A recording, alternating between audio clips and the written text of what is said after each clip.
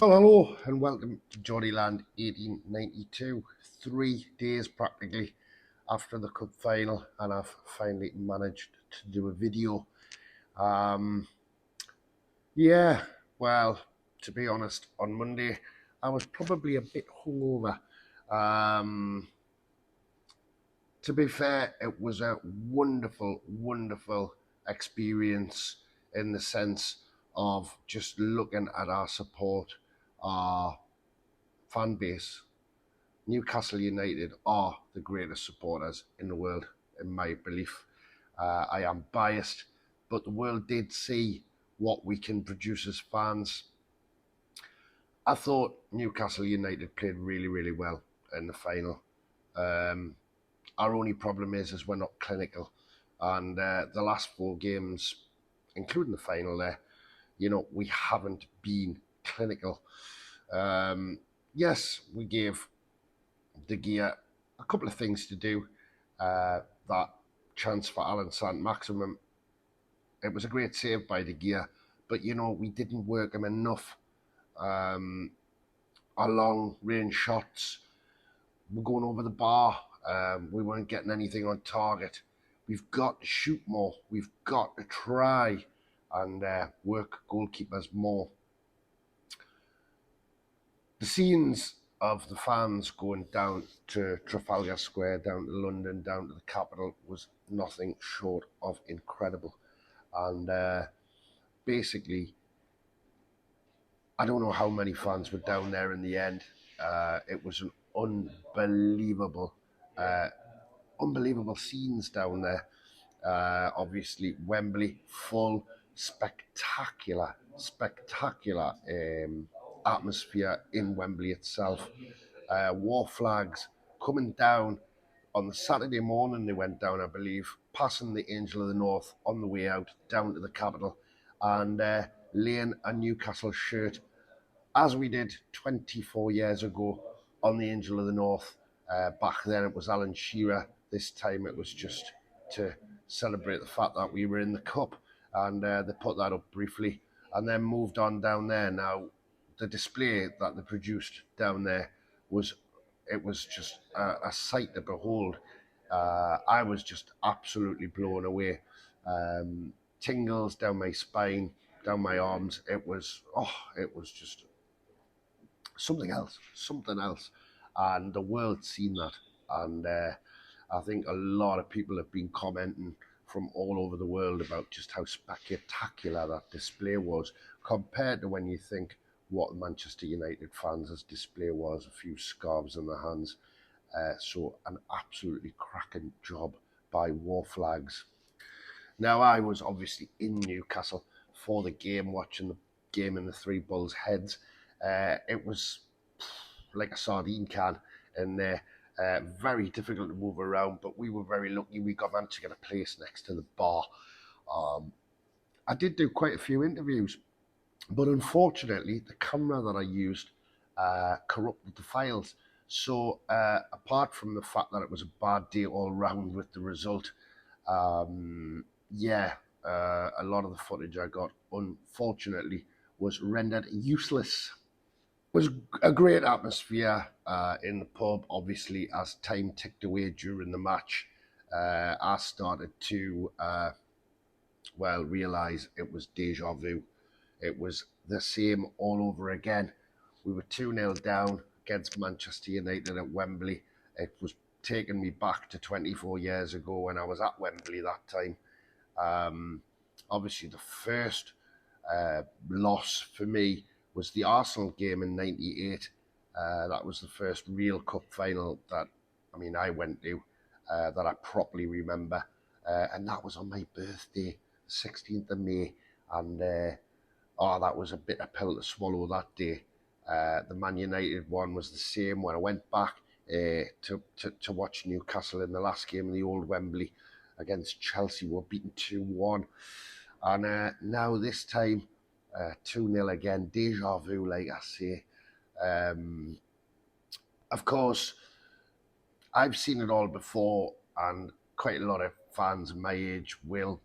They've seen it all before as well, and probably, It probably didn't hit them as hard. It didn't kick them as hard. What I did see was quite a lot of the younger fans. You could see the hurt. You could see the pain. And my son and my daughter, who travelled from abroad to come and watch this game here in Newcastle, they were gutted, by the way. And to be honest, I spent most of Monday just trying to nurse them back to health, if you like. I think it was a massive, bitter disappointment. It was a bitter disappointment for everybody, really. Um, but like I say, the lads on the pitch, I mean, they put everything into it. They really did. I think Manchester United, as usual, got a bit of luck. Now we think about their first goal, and we've all watched it over and over again there, and there was no way that was a foul. It was a shoulder barge, and the last time I looked in the rule book, that was still allowed. I was absolutely incensed by that free kick, which led to their first goal. Of course, VAR did jump in, and there was questions of offside. I don't think the player who scored, I think it was Casemiro, wasn't it? I don't think he was offside. But anyway, it was overturned. The goal was allowed. But where I think the fault was that free kick, and it should never have been a free kick. Obviously, the second goal, literally 6 minutes later, wasn't it? Kind of knocked a nail in our coffin a bit, really. I mean, Botman does get his foot to it. It deflects horribly over Karius. Karius had it covered. And, there was a lot of talk before the final about Karius with Nick Pope not being able to play. And I thought Karius made a fantastic account of himself. I thought he played really well. He made some very good saves. His distribution was fantastic, by the way, very quick.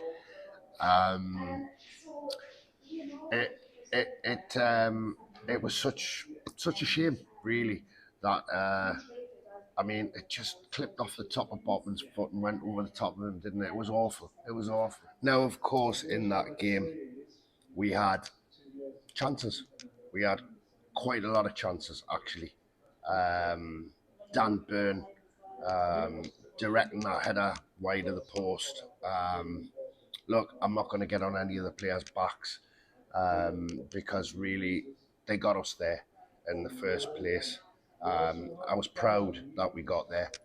And look, this time it wasn't to be.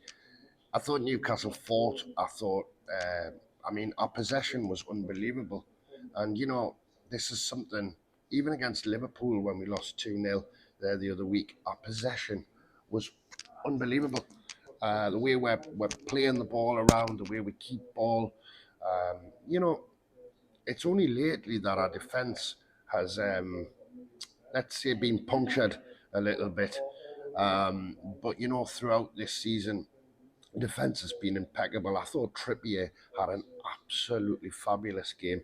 And I think Bruno Guimaraes was absolutely kicked to death in the middle of the park. I think they just went out to totally niggle him, upset him, and kick him, basically. For a lot of those Manchester United supporters there, they just turned up and they expected, don't they? For us, it was a massive, massive occasion. I wonder if Manchester United were in the same situation as Newcastle, not winning a domestic trophy since 1955. The last trophy we won was in 1969, the Intercity Fairs Cup. Would there be a massive support like that? Would half of these people have just gone off and followed other clubs? I don't know. But what I do know is our support were impeccable. And like I say at the start of the video, we showed the world just what a support we have. This city backs the club. It's an incredible loyalty that we have for our football team. And, I understand that Eddie Howe and the team must have been bitterly, bitterly disappointed, just like the fans. But you know what we did do there worldwide? We did put Newcastle United on the map. We really did put ourselves on the map properly, so the world just sees what kind of club we are and how passionate we are. So the sun has finally come out there on Newcastle Quayside after a morning of just drizzle, basically. Grey and drizzle. But the sun shines out. Um, Somebody said to me, what next for Newcastle United? Well, it's just let's get back amongst it. Let's look at the Premier League and let's try and get that fourth place back. Um, at the end of the day, if we don't make the Champions League, we still are in good contention to make the Europa League. European football is very, very important for Newcastle United, I think, this year. And obviously, when it comes to the summer, I know for a fact that Newcastle are going to be spending big again. A funny story that somebody was telling me was, all of those fans that hordes that went down to Trafalgar Square and all drinking, singing, dancing, jumping in fountains. And apparently, kind of early hours of the morning, apparently I heard a story that there was two girls who started tidying up, getting bin bags together and started cleaning up all the mess. And then everybody kind of took a rule from their book and started helping to tidy up Trafalgar Square. I think that's testament to what kind of people we are up here. Yes, so, all in all, very disappointing. Very, very disappointing Sunday. The pubs, all the bars, the pubs, the shops, everything round here, Newcastle and Gateshead, put masses of effort in to decorate the pubs, put up flags, murals. It was unbelievable, and that coming together to support the lads was dynamite, really. It's just a shame that we didn't bring a trophy back and there was no parade yesterday on an open top bus. It eludes us and we've still got to wait longer for that to happen. I hope it happens in my lifetime. I've never seen them win anything, really. I was alive in '69, but I was literally 2 months old. Um, so, it would be great to see this city um, jubilant and see them win some silverware. And who knows, it could be just round the corner. Who knows next year? It's kind of a thing we always see, isn't it? Well, there's always next year. Yeah, bitterly disappointed, but my hat goes off to every supporter, everybody who backed the team, and all of those who went down to London must have spent a fortune, to be fair. I think Box Park was absolutely full outside of Wembley as well, full of Newcastle fans. Apparently, a lot of people were texting me saying that it was hard to spot a Manchester United fan down there until the actual moments, an hour or so before the final. So they were obviously hiding out somewhere. I don't know, but listen, from me, keeper, Geordieland 1892. We can take stock from this and, onwards and upwards for Newcastle United under Eddie Howe. I think we'll get there eventually, and we're just going to have to wait a little bit longer. Everybody who's been watching the videos, I thank them. Thanks for the views, thanks for the likes. There was a video that I was quite surprised at when the semi-final video, it went to, about 2,800 hits, a lot of people liked that video. Thanks very much. Please subscribe to the channel. I'm going to try and put things up a lot quicker and a lot more regular. Unfortunately, just with time constraints at the moment in my life, it's very difficult. So keep an eye out. Congratulations to Shaw on the other side of the channel for Celtic winning their cup in Scotland. There's a video up there on that. Have a look at that. You can see how they celebrated over in Rome. But like I say, from Geordieland 1892, from me, keeper, lots of love, all the best, and I'm out.